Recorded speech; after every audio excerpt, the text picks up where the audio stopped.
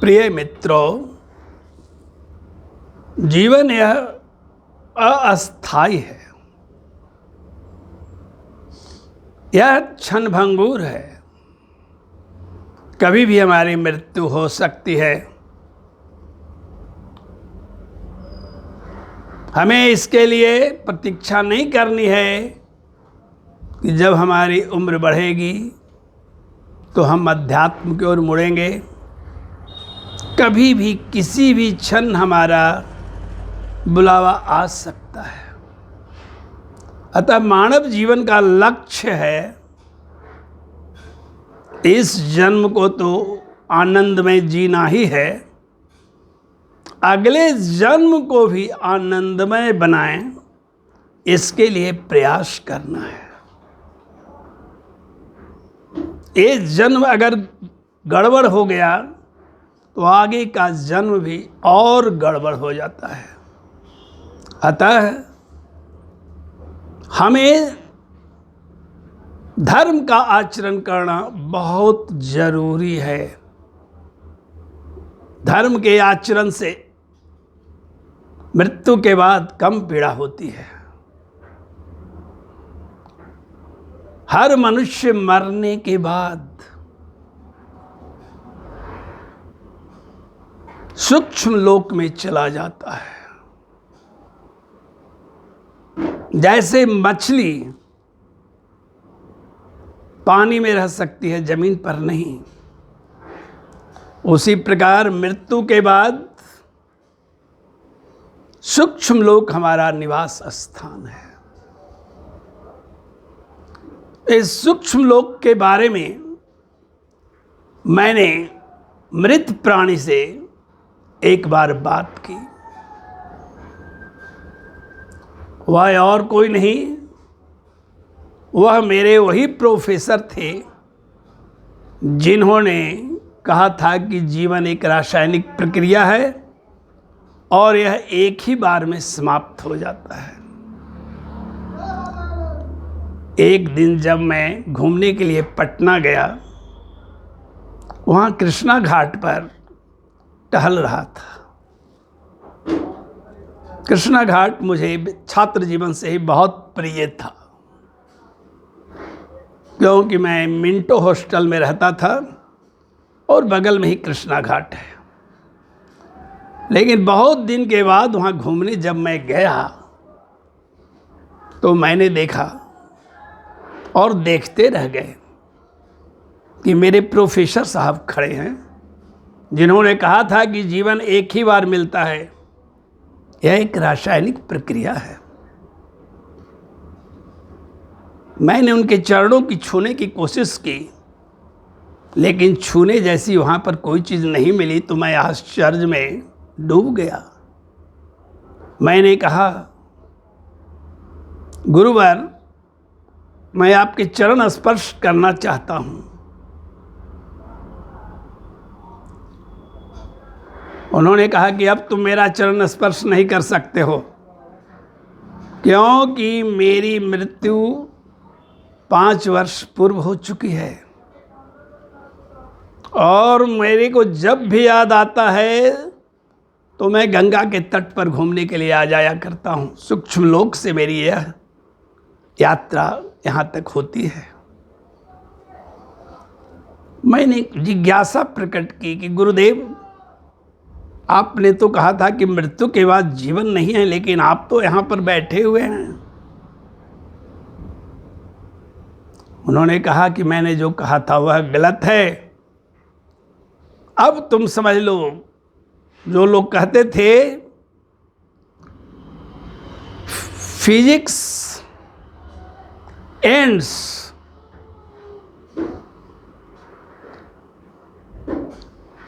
Where metaphysics begins.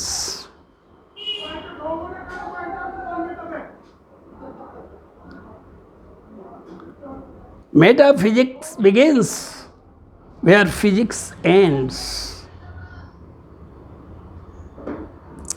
भौतिक विज्ञान की सीमा वहीं पर समाप्त हो जाती है जहां से पराविद्या की सीमा शुरू होती है। उन्होंने कहा कि चूंकि मैं भौतिक विज्ञान का प्राध्यापक था, मैंने गलत समझ लिया था, मुझे उस गलती के लिए तुम माफ़ कर दो। लेकिन मैंने गुरुदेव से हाथ जोड़कर कहा कि ऐसा आप भूल कर नहीं कहें, अन्यथा मेरी आत्मा को चोट पहुंचेगी। फिर हम लोग एक पत्थर पर दोनों बैठ गए और विशेष बातचीत होने लगी। मैं भयभीत नहीं था क्योंकि गुरुदेव मुझे बहुत मानते थे जीवन में। मैंने पूछा उनसे कि लोग यहाँ पर भूत प्रेत डायन को अंधविश्वास मानते हैं, आपका उनके बारे में क्या विचार है? उन्होंने स्पष्ट कहा कि लोग इसलिए इसे अंधविश्वास मानते हैं क्योंकि उनके पास उतना दिमाग की पहुंच नहीं है। अज्ञानवश वे इन चीज़ों को अंधविश्वास कहते हैं। अब अज्ञानियों से तुम्हें टकराना नहीं है, गुरुदेव ने मुझे कहा। यदि वे इस पर बहस करें, इनकार करें, तो वहाँ से चल देना उचित होता है, क्योंकि जिस चीज़ को अंधविश्वास माना जाता था मैंने भी देखा और तुम भी देख रहे हो कि मैं जीवित हूँ, लेकिन तुम मेरे को छू नहीं सकते हो। यद्यपि कि मेरा चेहरा वही है जो चेहरा स्थूल शरीर में था। सच तो यह है कि सूक्ष्म लोक में भी वही चेहरा रहता है जो मृत्यु लोक के पहले हमारा चेहरा था। चेहरा नहीं बदलता है, हमारा प्रतिरूप वही होता है जो जीवन में होता है। इसलिए हम लोग पहचान लेते हैं भूत प्रेत सूक्ष्म शरीरधारी को कि यह वह है। पहचानने में दिक्कत इसी कारण से नहीं होती है। फिर मैंने उनसे प्रश्न किया कि आप सूक्ष्म जगत के बारे में थोड़ा प्रकाश डाल सकते हैं क्या? तो उन्होंने कहा कि बहुत आनंद है वहाँ कुछ भी मुझे करना नहीं पड़ता है, बहुत आराम से रहता हूँ। जो भी खाने की इच्छा हुई केवल इच्छा भर करनी है और मेरे सामने वो भोजन आ जाता है। मेरी जिज्ञासा और बढ़ी। मैंने पूछा, गुरुदेव आपका वहाँ फेवरेट फूड क्या है? उन्होंने कहा कि मेरा फेवरेट फूड जो भी है मैं इच्छा करूँगा प्रकट हो जाता है, लेकिन वहाँ का सबसे पॉपुलर फ्रूट में अनार है। एक अनार खा लोगे तो 4 दिन तक भूख नहीं लगेगी, इतनी ऊर्जा उसमें रहती है। मेरी जिज्ञासा और भी बढ़ गई। मैंने कहा कि क्या जितने भी दुष्ट आत्माएं हैं, सदात्माएं हैं, सब के लिए सूक्ष्म लोक में रहने की जगह एक ही जगह है या अलग अलग है? कहा कि नहीं, वहाँ पृथ्वी पर वाली बात नहीं है कि बगल में महात्मा हैं और उसके बगल में एक डकैत का घर है। वहाँ हमेशा इस बात का ध्यान रखा जाता है कि सदात्मा के रहने की जगह अलग हो और दुष्टात्मा की रहने की जगह अलग हो। दोनों को 2 जगह रखा जाता है। मेरी जिज्ञासा और भी बढ़ने लगी और मैंने कहा कि गुरुदेव वहाँ स्नान आप करते हैं? गुरुदेव ने कहा कि स्नान तो वहाँ करते हैं, लेकिन वहाँ भी सूक्ष्म जल की धाराएं बहती हैं और ये धाराएं इतनी खूबसूरत है, रंग बिरंगी हैं कि लगता है दिन भर मैं तो स्नान ही करते रहूं। वहाँ पर मृत्यु लोक के संकट नहीं हैं। यहाँ पर बाघ है, सांप है, रोग है, दुश्मन है और कृतघ्न लोग हैं। लेकिन वहाँ पर इस तरह की कोई बात नहीं है। वहाँ पर सारे के सारे लोग जो हैं बहुत शांति से रहते हैं, कोई किसी का वहाँ दुश्मन नहीं है। मेरी जिज्ञासा बढ़ने लगी, लेकिन गुरुदेव ने कहा कि अब मेरे पास समय ज़्यादा नहीं है बच्चा, एक प्रश्न और कुछ कर सकते हो तुमने।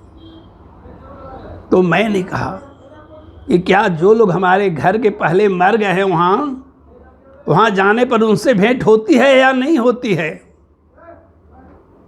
उन्होंने कहा कि जिनको शरीर नहीं मिला है और अगर सूक्ष्म लोक में हैं तो उनसे भेंट हो जाएगी। उनसे भेंट होना बहुत स्वाभाविक है। और तो और एक तो अजीब बात कही उन्होंने कि यहाँ जब कोई मरता है तो ढोल बाजा बजाया जाता है, लेकिन वहाँ जब लोग जाते हैं तो उनके पितर परिवार के लोग जो वहाँ हैं वे भी जश्न मनाते हैं, वे काफ़ी खुशियाँ मनाते हैं। वहाँ भी फंक्शन होता है। मैं तो गया था तो भारी फंक्शन हुआ था, मेरे साइंस के प्रोफेसर ने कहा, जो कि अब सूक्ष्म लोक प्राणी हो चुके हैं। तो हमें सुंदर जीवन जीना चाहिए। मानव जीवन का चरम लक्ष्य है सत्य के लिए प्रयास करना। शारीरिक जरूरतें पूरी हो जाती हैं कर्म करने से, हाँ, लेकिन हमें अनंत जीवन मिला हुआ है और हमें तब तक जीवन में आना है जब तक कि मोक्ष की प्राप्ति नहीं हो जाती है। मोक्ष की प्राप्ति होते ही जीवन रूपी नदियाँ परमात्मा रूपी महासागर में विलीन हो जाती हैं। लेकिन उसके पहले की हमारी यात्रा बहुत ही लंबी है और हमें बहुत सोच समझ करके वहाँ रहना चाहिए। दुश्मनी करना अच्छी बात नहीं। इस जीवन में हम जहाँ तक हो सके किसी जीव को नहीं सताएं। इससे क्या फायदा होगा? मरने पर वहाँ वे जीव वर्तमान रहते हैं और हमें बदला लेने के फेरे में रहते हैं। मान लिया आपने खस्सियाँ खाए हैं तो एक खस्सियाँ वहाँ मरने के बाद वर्तमान रहते हैं और अपने सिंग से आप पर प्रहार करने लगेंगे। मछलियों को खाया है तो मछलियाँ सूक्ष्म शरीर में सूक्ष्म मछलियाँ कीड़े की तरह आपको कष्ट देने लग जाते हैं। इसलिए मानव जीवन को जितना सुंदर बना सकें, जितना परहित में लगा सकें, उतना ही हमारा अगला जन्म सुंदर होगा। अगला जन्म और इस जन्म के बीच की कड़ी है सूक्ष्म शरीर। ये सूक्ष्म शरीर प्रकाशमय शरीर है। ये प्रकाश कणिकाओं से बना हुआ शरीर है। कोई भी नहीं चाहता है मरा हुआ व्यक्ति कि फिर यहाँ धरती पर लौटे। यही कारण है कि जैसे ही धरती पर आता है वह रोने लगता है कि मैं उस आनंदमय लोक को छोड़कर इस जंगलों में बीहड़ सांपों में बाघ और शेरों से लड़ने के लिए हमें क्यों भेज दिया गया। यहाँ रोग है, मृत्यु है, दुश्मनी है, मर्डर है।